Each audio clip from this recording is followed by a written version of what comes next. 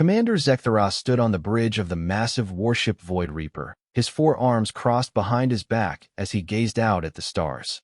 The Kytherian Empire had conquered 47 star systems in the past century, and each victory had been swift and absolute. No species had ever posed a real threat to their military might. The Kytherians were apex predators from a death world where only the strongest survived. Standing 8 feet tall with armored chitinous skin, razor-sharp claws, and venomous fangs, they had evolved to be perfect killing machines. Their homeworld of Kytheros was a nightmare landscape of volcanic wastes, acid seas, and creatures so deadly that most galactic species would die from shock just seeing them. "Sir, we're receiving a transmission from the Galactic Council," announced Lieutenant Vextar, his second-in-command. The younger Kytherian's mandibles clicked nervously as he spoke. Zekthara's eyes, solid black orbs that could see in perfect darkness, fixed on his subordinate. "Put it through." The holographic projection of Ambassador Quintel appeared before them. The elderly Zentari diplomat's blue-scaled face showed deep concern as he began to speak. "Commander Zekthara, the Council has urgent information regarding your next conquest target, the third planet in the Sol system." Zekthara's voice was a low rumble that made the bridge crew shift uncomfortably. "What about it?" "The species there calls themselves humans. Our scouts have observed them for several rotations now.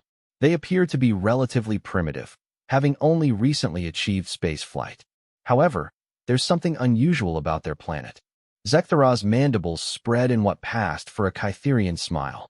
"Everything is unusual until we conquer it, Ambassador. What makes this rock special?" "Their biodiversity readings are unprecedented," Quintel continued, his voice growing more worried. "The variety of life forms on that planet exceeds anything we've cataloged. Some of our long-range sensors have detected creatures that don't match any known classification." "You're concerned about animals?" Zekthara let out a harsh laugh that echoed through the bridge. "Ambassador, need I remind you that Kytherians are the apex predators of the galaxy? We've faced the acid-spitting hydralisks of Venom Prime, the energy-draining wraiths of the Shadow Nebula, and the titanic stone crushers of Granite World. What could possibly live on this Earth that would concern us?" The ambassador's image flickered slightly as he leaned forward. "Commander, I urge caution. The humans themselves may not be much of a threat militarily, but their planet, there's something different about it. Our xenobiologists are recommending a more detailed study before any invasion attempt." Zekthara's forearms spread wide in a gesture of dismissal. "The Kytherian Empire doesn't conduct studies, Ambassador. We conquer. Set course for the Sol system. We'll show these humans, and whatever pets they keep, what real predators look like." The transmission ended, and Zekthara turned to address his crew. The bridge of the Void Reaper was filled with the galaxy's most feared warriors. Kytherians who had never known defeat, never felt real fear, and never encountered anything they couldn't kill and consume. "Crew of the Void Reaper." Zekthara's voice boomed across the ship's communication system. "We sail for the Sol system. Another primitive world awaits the glory of Kytherian conquest. Prepare for orbital bombardment protocols." A thunderous roar of approval rose from every deck of the massive ship. The Kytherians were eager for another easy victory, another planet to strip of resources, another species to enslave or eliminate. 3 weeks later, the Void Reaper and its escort fleet of 12 destroyers emerged from hyperspace at the edge of the Sol system. The fleet was massive by any standard, carrying over 50,000 of the galaxy's deadliest warriors. "Sir, we're detecting multiple space stations around the third planet," reported the navigation officer. "Primitive construction, mostly metal and ceramic composites." "Any defensive capabilities?" Zekthara asked, though he already knew the answer. No primitive species had ever posed a threat to Kytherian technology. "Minimal, sir. Some projectile weapons, basic energy shields. Nothing that could penetrate our armor." "Excellent. Open a communication channel to the planet. Let's see what these humans have to say before we begin the conquest." The main screen lit up with the image of a human female. She appeared young by galactic standards, with strange patches of brown hair above her eyes and longer brown hair covering her head. Her skin was a light pink color, and she wore what appeared to be some kind of uniform with colorful patches attached. "This is Admiral Sarah Chun of the Earth Defense Fleet," the human said, her voice remarkably calm for someone facing imminent conquest. "You have entered Earth's solar system without permission. Please state your intentions." Zekthara stepped forward, his massive frame towering over the communication console. "I am Commander Zekthara of the Kytherian Empire. Your world is hereby claimed for the Empire. Surrender immediately, and your deaths will be swift." Admiral Chin's expression didn't change. If anything, she looked slightly annoyed. "I'm afraid that won't be possible, Commander. Earth is under the protection of the Galactic Wildlife Preservation Treaty. Any hostile action against our planet would be a violation of interstellar law." Wildlife Preservation Treaty? Zekthara's mandibles clicked in confusion. What nonsense is this? Article 7 of the treaty states that any planet classified as a Category Omega Biodiversity Reserve is protected from military action, Chin explained patiently. Earth was granted this status by the Galactic Council after our initial contact protocols. Zekthara roared with laughter. "Your little planet thinks it can hide behind galactic politics? The Kytherian Empire recognizes no authority, but strength. Prepare to witness the true meaning of apex predation." "Commander," Chin's voice carried a warning tone that seemed oddly confident for someone about to be conquered. "I strongly advise you to reconsider. Earth's designation as a preservation zone exists for very good reasons. Reasons that go beyond protecting our civilization." "Enough." Zekthara slammed one of his clawed hands on the communication console. "Begin orbital bombardment of their major population centers. Show them the price of defying the Empire." "Sir," interrupted the weapons officer, "we're detecting an incoming transmission from the Galactic Council. Priority Alpha encryption." "Ignore it," Zekthara snarled. "Fire." The first barrage of plasma cannons lit up the void as the Kytherian fleet opened fire on Earth's orbital stations. The human defenses, as predicted, were pathetically inadequate. Within minutes, 3 space stations were reduced to glowing debris. But then, something unexpected happened. "Sir," the tactical officer called out, his voice uncertain, "we're detecting massive movement in the planet's oceans. Readings are unusual." "Define unusual," Zekthara demanded. "Multiple contacts, sir. Some measuring over 300 meters in length. They appear to be biological, but the energy signatures are unlike anything in our databases." On the main screen, Earth's blue oceans began to churn and bubble. Massive shapes moved beneath the surface, creatures so large they could be seen from orbit. The human's communication channel crackled back to life. "Commander Zekthara," Admiral Chin's voice had taken on a grim tone, "you've just made a very serious mistake. Earth's oceans contain the largest predators in the known galaxy, and you've just announced your presence as a threat." The first creature to surface was beyond anything the Kytherians had ever imagined. A blue whale, nearly 100 meters long, breached the ocean's surface with impossible grace. Its size dwarfed even the largest Kytherian bioweapons, and its haunting song echoed through the water in frequencies that seemed to resonate with something primal and terrifying. "By the void," whispered Lieutenant Vextar. "What is that thing?" But the blue whale was just the beginning. As if responding to some ancient call to battle, the oceans came alive with movement. Pods of Orcus, each one a perfect killing machine with intelligence that rivaled many galactic species, began coordinating in patterns that suggested military-level tactical thinking. "Sir, we're detecting increased seismic activity around the planet's major land masses," the science officer reported, his voice trembling. "Something big is moving underground." The Kytherians watched in growing unease as Earth's surface began to shift and heave. From the depths of ancient forests came sounds that triggered every survival instinct the galaxy's apex predators possessed. A roar that seemed to shake the very fabric of space itself echoed from somewhere on the planet below. "What was that?" Zekthara demanded, though for the first time in his long military career, he wasn't sure he wanted to know the answer. Admiral Chun appeared on the screen again, and this time there was something like pity in her expression. "That, Commander, was a Tyrannosaurus Rex. We brought a few back from extinction for our wildlife preservation programs. They don't like loud noises." "Impossible," Zekthara hissed.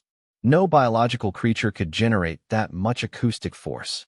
"Oh, Commander," Chin shook her head sadly. You clearly haven't done your homework on Earth biology. The T-Rex is far from our most dangerous predator. Would you like me to show you what a really apex predator looks like? Before Zekthera could respond, new contacts appeared on their sensors. Fast-moving objects were ascending from the planet's surface. At first, the Kytherians assumed they were some kind of primitive aircraft, but, as they drew closer, the truth became terrifyingly apparent. They were birds. But not just any birds. Eagles, hawks, falcons, and other raptors were rising from Earth's surface in numbers that defied comprehension. Their formation flying showed tactical precision that impressed even Kytherian military standards, and their speed was far greater than anything their size should have allowed. Sir, those creatures are matching our escort ships in velocity, the navigation officer reported in disbelief. How is that possible? Earth's gravitational field is stronger than most inhabited worlds, Admiral Chen explained, as if she were giving a biology lesson rather than facing down a galactic invasion force. Our flying predators have evolved under pressure that would crush most galactic species. In the vacuum of space, they're actually faster than an atmosphere. One of the eagles, a magnificent golden specimen with wings spanning 3 meters, swooped past the bridge viewport. Its eyes, keen and intelligent, seemed to study the Kytherian crew with the calculating gaze of a hunter evaluating prey. For the first time in Kytherian history, the galaxy's apex predators felt what it was like to be hunted. This is impossible, Zekthera muttered, his 4 arms trembling slightly. They're just animals. Just animals? Chen's voice carried a note of genuine surprise. Commander, every creature on Earth is the product of 4 billion years of evolutionary warfare. They've survived ice ages, asteroid impacts, volcanic eruptions, and competition so fierce that it makes your little galactic empire look like a peaceful nature preserve. As if to emphasize her point, new movement appeared on the sensors. Something was emerging from the deep ocean trenches, something so massive that it registered as a geological formation rather than a life form. Great Kraken rising from the Mariana Trench, Admiral Chun announced casually. We estimate this one at about 400 meters tentacle span. They usually stay in deep water, but your weapon's fire seems to have disturbed their rest. The creature that surfaced defied all understanding of biology. Its tentacles alone were larger than most Kytherian battleships, and its eyes, ancient and intelligent, reflected a cunning that spoke of eons spent as the ultimate ocean predator. Sir, recommend immediate withdrawal, Lieutenant Vextar whispered urgently. These creatures, they're not natural. Oh, but they are, Chen corrected, somehow having overheard the conversation. Completely natural. Earth doesn't create artificial predators, Commander. We don't need to. Our planet has spent billions of years perfecting the art of creating life forms that can hunt, kill, and survive in conditions that would destroy most galactic civilizations. More contacts appeared on the screens. From Africa's savannas, pride after pride of lions were moving in coordinated patterns. From Asia's jungles, tigers padded silently through vegetation, their orange and black stripes making them nearly invisible even to advanced sensors. From the Amazon rainforest came sounds that spoke of creatures the Kytherians couldn't even identify. The big cats alone represent several million years of evolutionary refinement in killing techniques. Chun continued her impromptu lecture. But, if you really want to see something impressive, you should meet our pack hunters. The howl that rose from Earth's northern territories was answered by thousands of similar calls across the planet.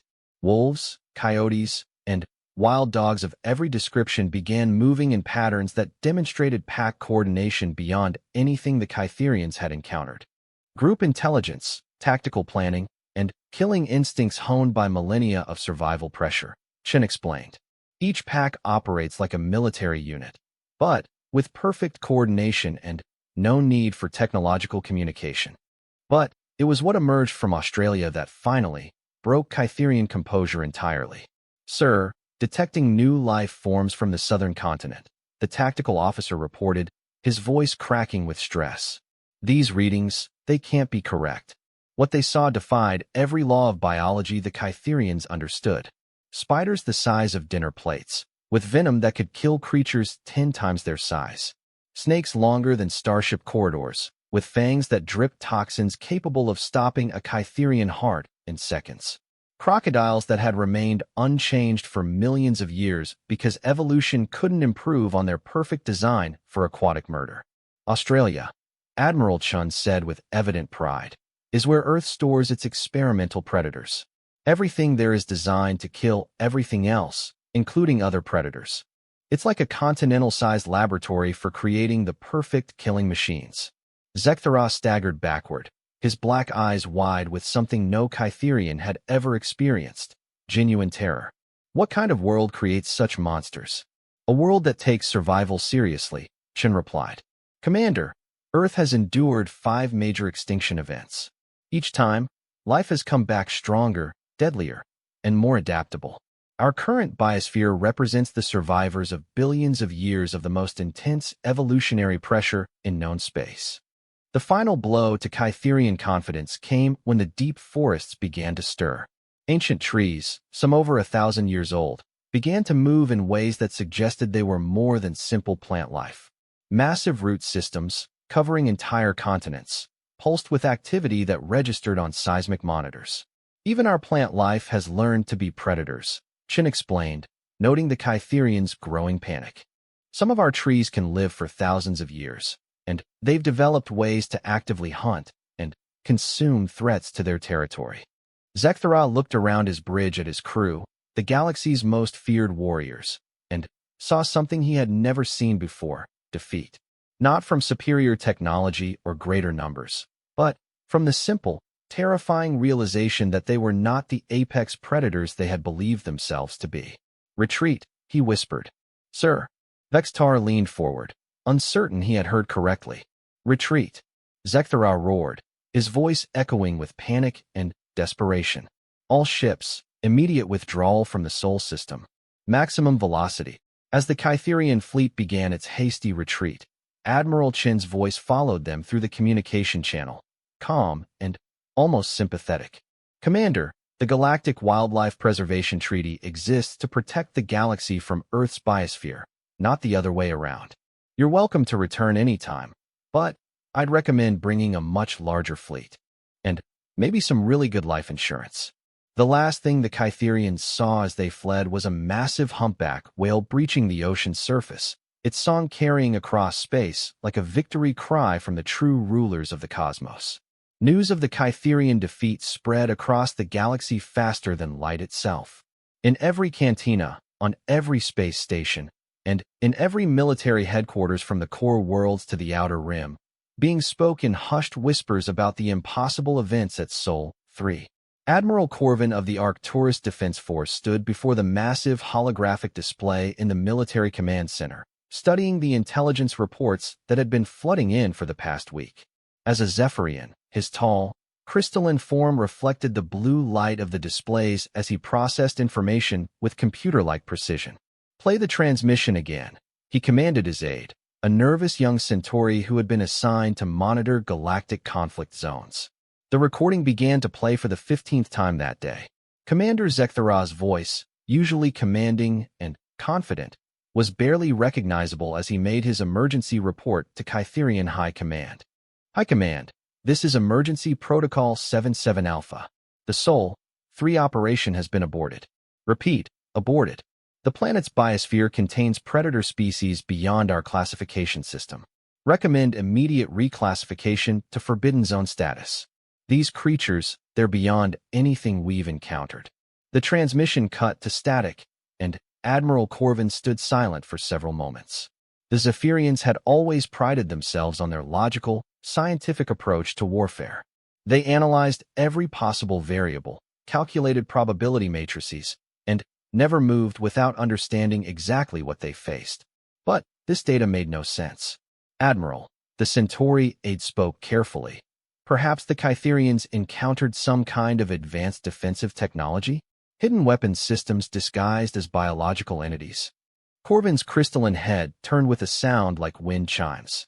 That was my first hypothesis, Lieutenant. However, the deep space monitoring stations have confirmed the sensor readings. These appear to be genuine biological life forms. But, sir, the size readings alone are impossible. Nothing that large could be naturally occurring. Show me the comparative analysis, Corvin commanded.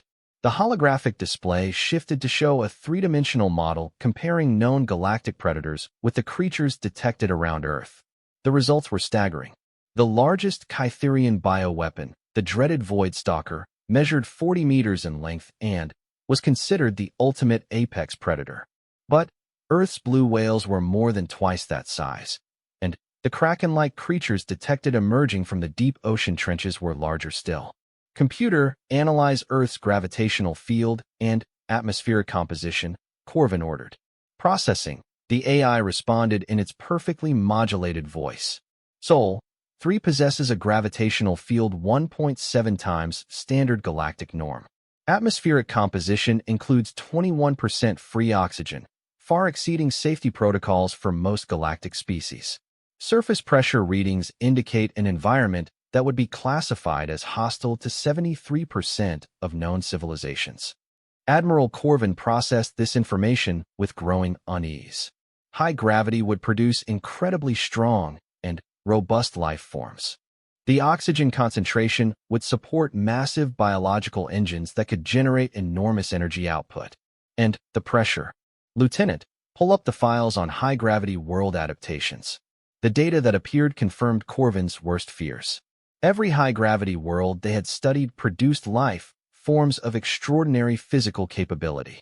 But none had ever shown the biodiversity readings they were seeing from Earth. Sir, we're receiving a priority transmission from the Galactic Science Council, the aide announced. Put it through. The holographic form of Dr. Vexilon materialized before them. The elderly academician's 6 arms gestured frantically as she spoke, her voice tight with excitement and fear. Admiral Corvin, thank the stars I've reached you. The preliminary analysis of the Sol 3 data has produced results that are unprecedented. Doctor, please explain what we're dealing with here.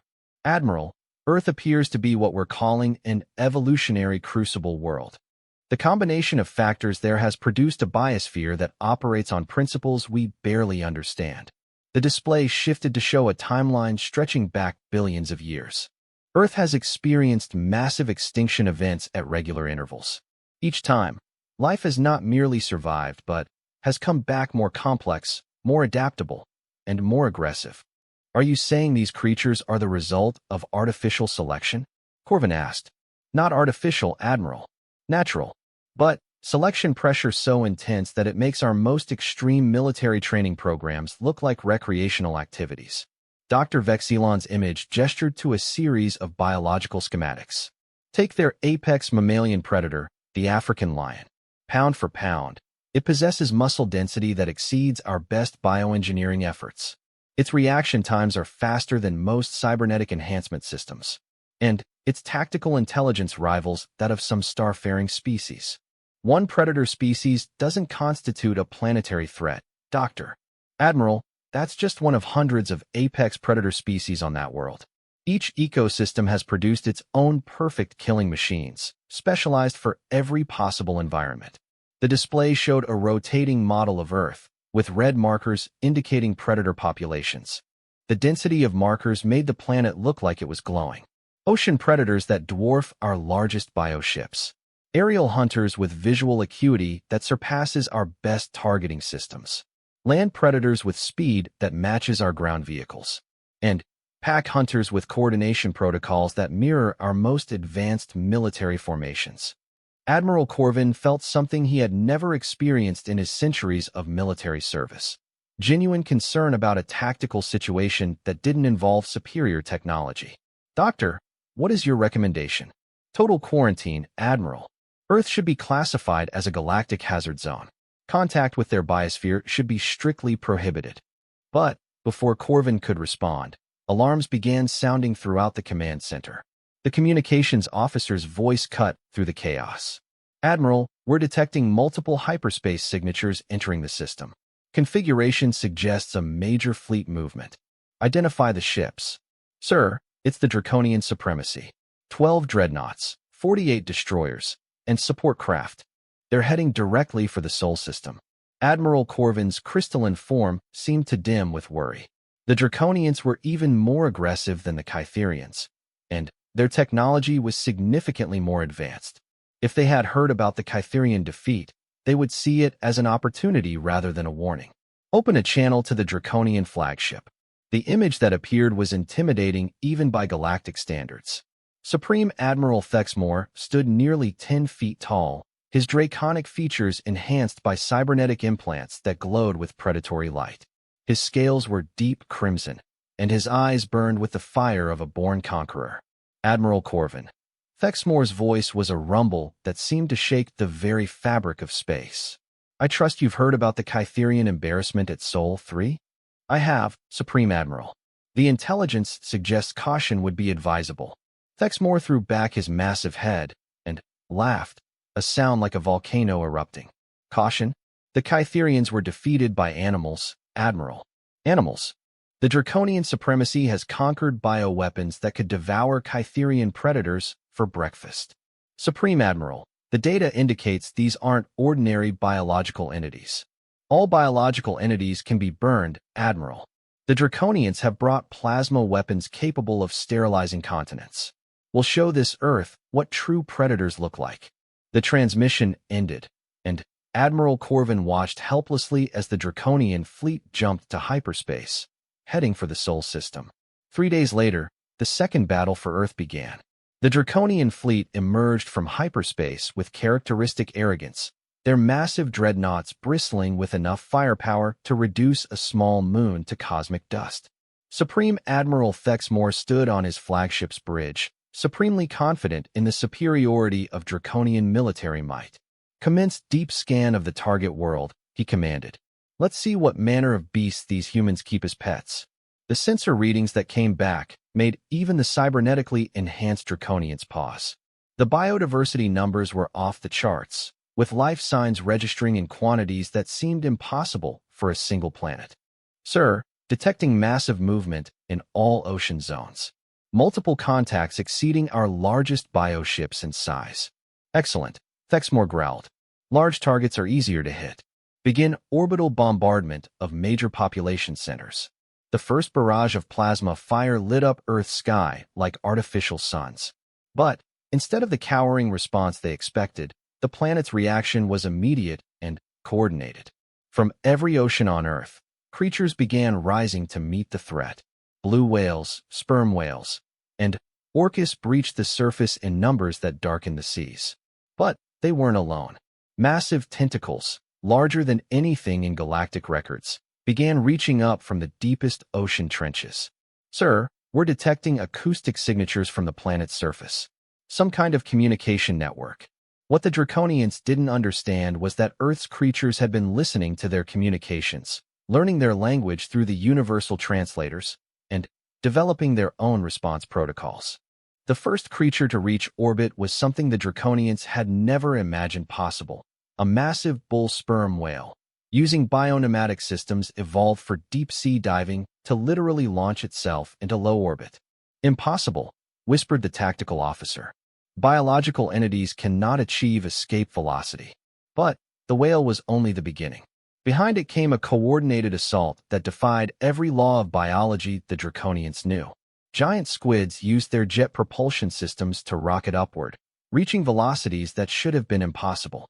Schools of flying fish, evolved under Earth's intense gravity, moved in formations that resembled fighter squadrons. Sir, they're using tactical coordination patterns. These creatures are operating under some kind of central command structure. Supreme Admiral Thexmore snarled in frustration. They're animals.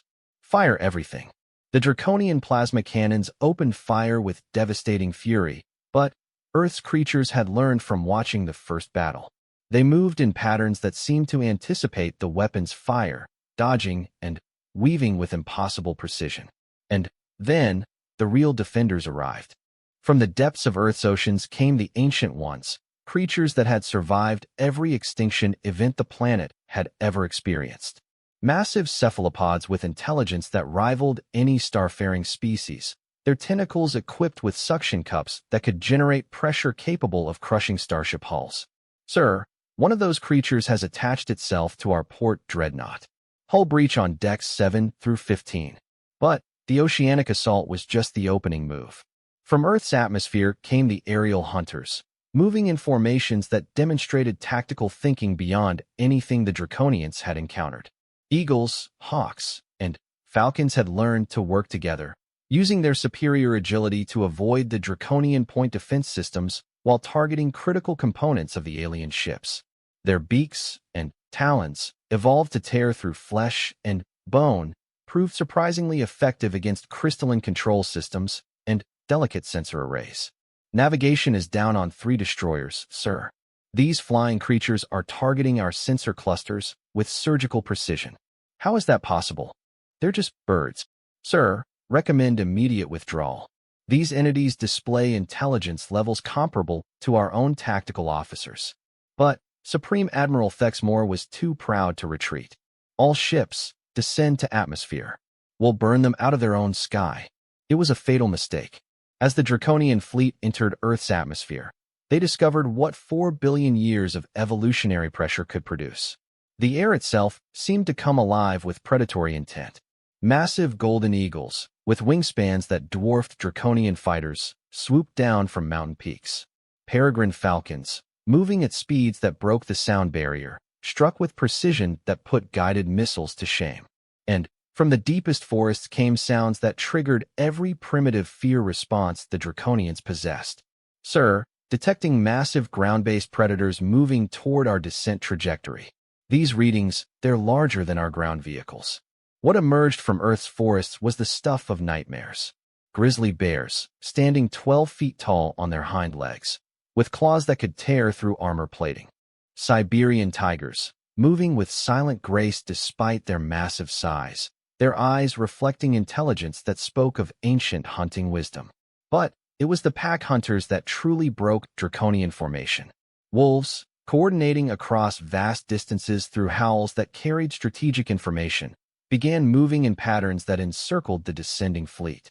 Each pack operated like a military unit, with scout wolves providing reconnaissance, alpha wolves making tactical decisions, and the entire group moving with precision that impressed even Draconian military commanders.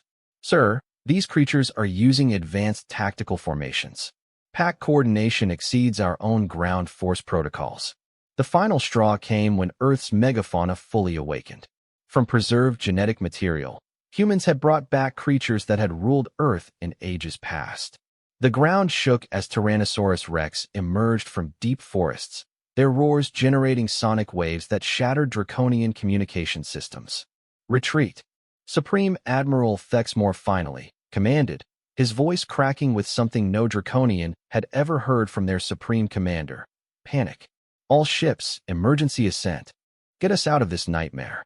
As the battered Draconian fleet limped away from Earth, they left behind a galaxy-changing realization. Earth wasn't just defended by dangerous animals. It was defended by an entire biosphere that had learned to work together against threats. And the rest of the galaxy was finally beginning to understand what the humans had been trying to tell them all along. Earth wasn't just another inhabited world. It was a planet where life itself had been forged into the ultimate weapon through billions of years of evolutionary warfare. And now that weapon was awake, aware, and ready to defend itself against any threat the cosmos could provide. The emergency session of the Galactic Council convened on the neutral station of Harmony Point, far from any star system that might harbor the kind of life forms that had twice humiliated the galaxy's most feared military powers. Representatives from 300 species filled the vast amphitheater, their various forms of communication creating a cacophony that required 17 different translation protocols. Chancellor Mordex of the Galactic Council stood at the central podium, his ancient form supported by hover technology that kept his failing body upright. As the last surviving member of the first contact generation, he had seen the galaxy expand from a handful of worlds to the vast civilization it had become. But in all his centuries of service, he had never faced a crisis quite like this. Honored representatives, his voice echoed through the chamber, automatically translated into hundreds of languages. We gather today to address the Sol 3 situation. In the past month, 2 of our most powerful military forces have suffered unprecedented defeats at the hands of creatures. A murmur ran through the assembled delegates. The Kytherian representative, a smaller but no less dangerous cousin of Commander Zekthara, shifted uncomfortably in his seat. The Draconian delegation hadn't even bothered to attend, still licking their wounds from their humiliating retreat. I call upon Dr. Yextar of the Xenobiology Institute to present her findings. Dr. Yextar, a crystalline whose translucent form refracted the chamber's lights into rainbow patterns, moved to the speaker's platform. Her 6 arms manipulated holographic displays with fluid precision as she began her presentation. Honored Council, after extensive analysis of the Soul 3 data, we must fundamentally revise our understanding of evolutionary biology. The central hologram displayed Earth in all its blue and green glory, rotating slowly as data streams cascaded around it. Soul 3, designation Earth, represents what we are terming an evolutionary crucible world.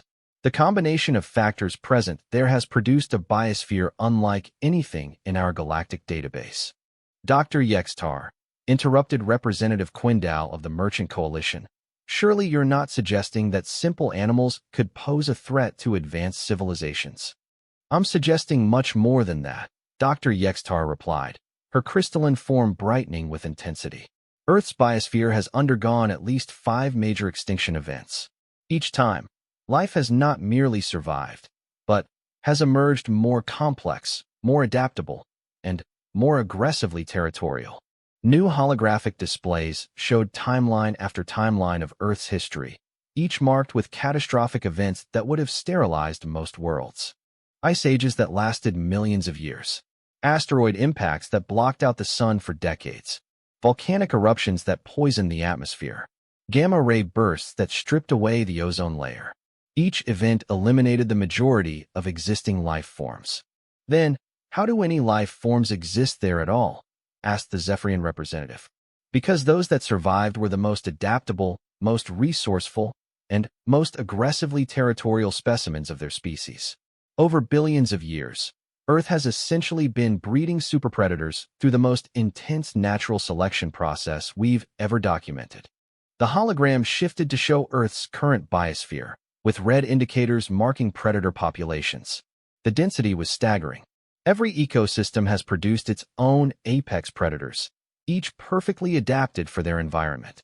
Ocean predators that can dive to crushing depths and surface at will. Aerial hunters with reaction times measured in milliseconds. Land predators with coordination abilities that rival our most advanced AI systems. But they're still just animals, protested the Draconian observer who had reluctantly attended the session. Are they? Dr. Yextar's form pulsed with a challenging light. Computer, display Earth communication intercepts from the recent conflicts. The chamber fell silent as recordings played of Earth's creatures coordinating their response to the alien threats. Whale songs that carried tactical information across entire ocean basins. Bird calls that relayed enemy positions with military precision. Wolf howls that demonstrated strategic planning capabilities. These are not simple animals, representatives. These are biological entities that have learned to operate as a planet-wide defense network. They've been listening to our communications, learning our languages, and developing countermeasures to our technology.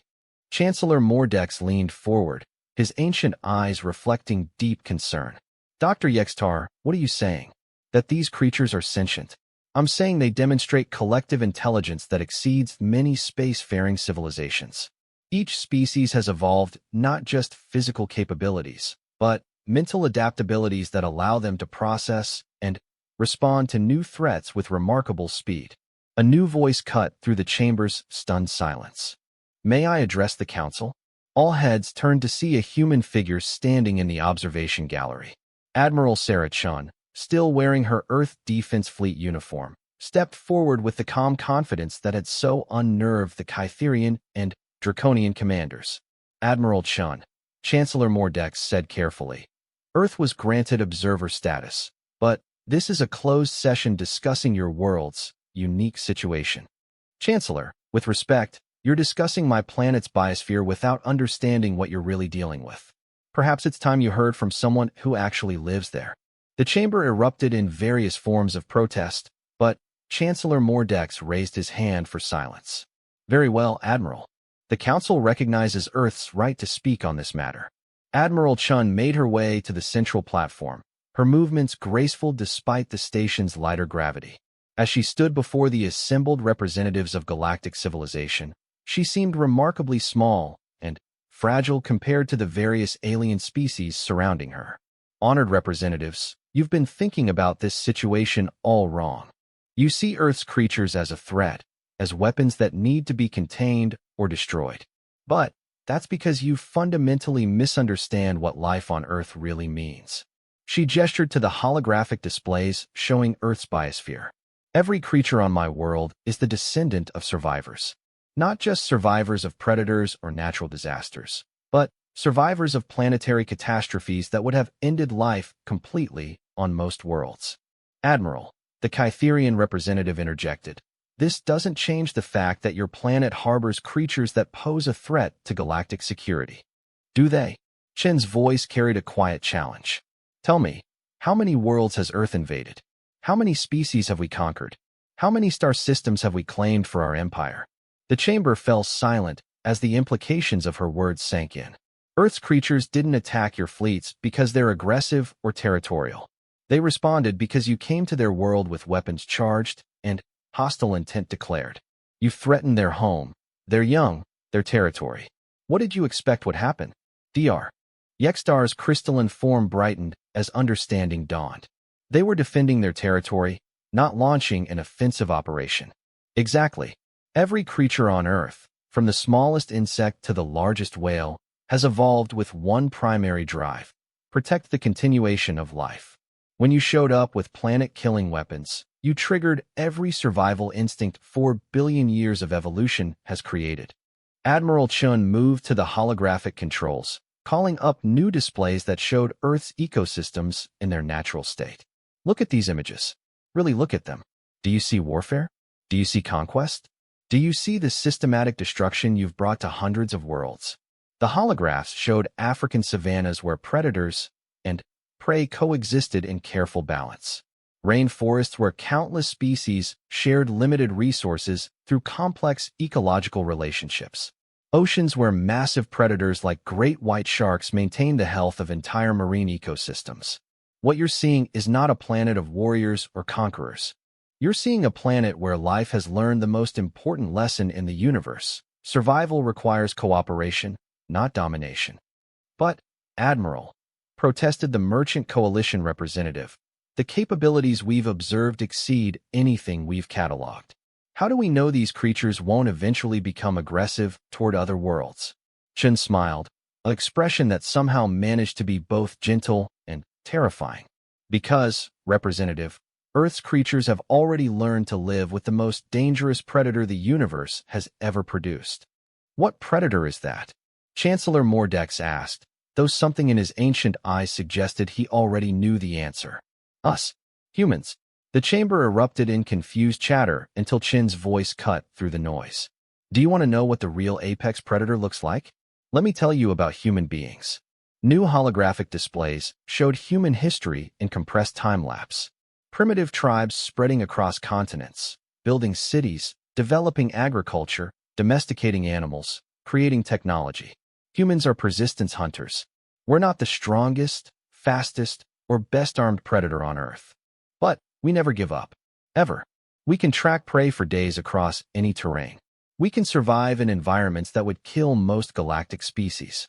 And we can adapt to any challenge through tool use and social cooperation.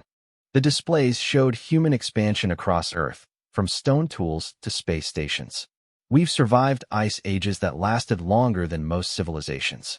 We've rebuilt from volcanic eruptions that blocked out the sun for years. We've adapted to every climate, every environment, every challenge our world could throw at us. But you're clearly not the dominant species on your planet, observed the Zephyrian representative.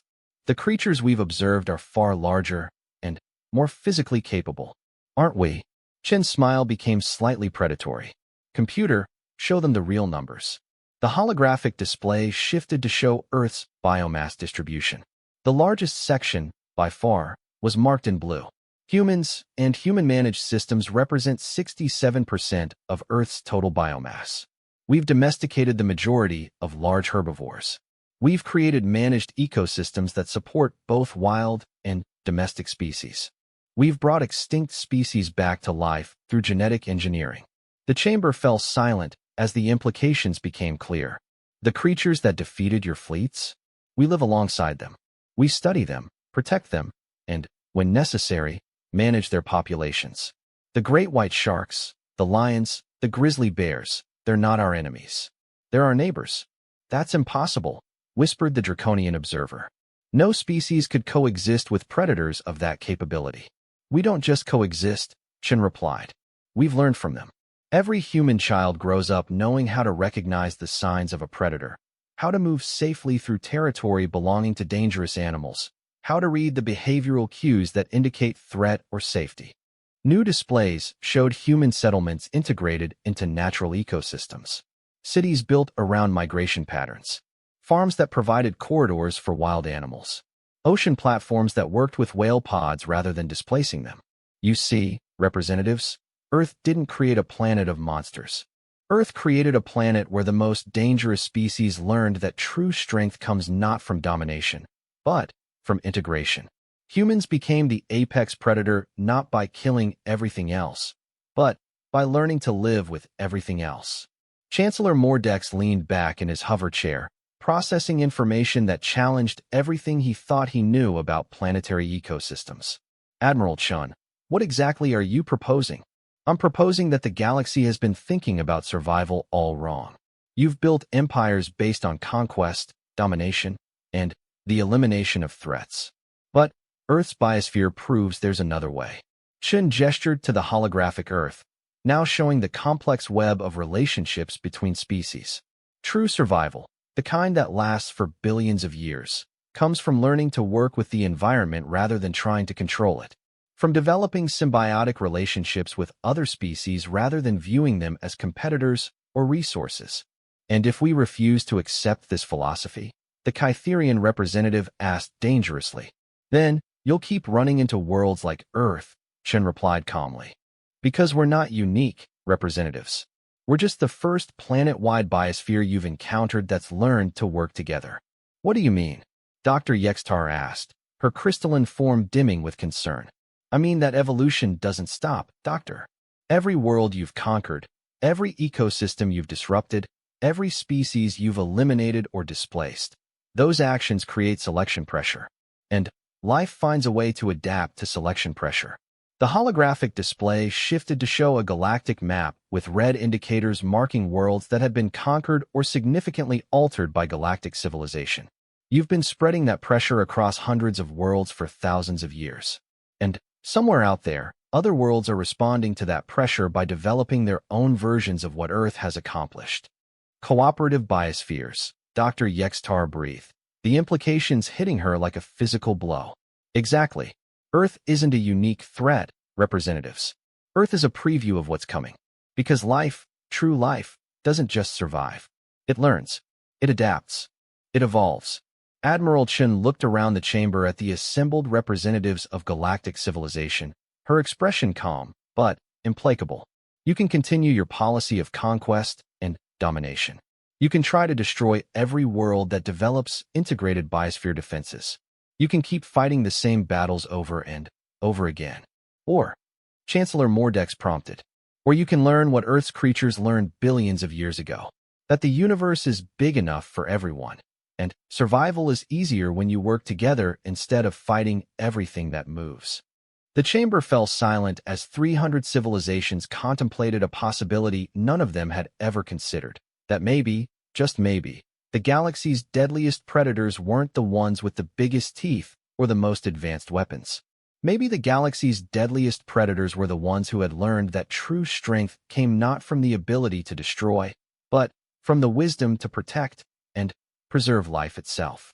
As Admiral Chun returned to the observation gallery, leaving the council to debate humanity's proposal, one fact remained clear: the galaxy would never be the same. Earth's creatures had done more than just defeat 2 invasion fleets. They had shown the entire galaxy a new way to think about what it meant to be truly powerful.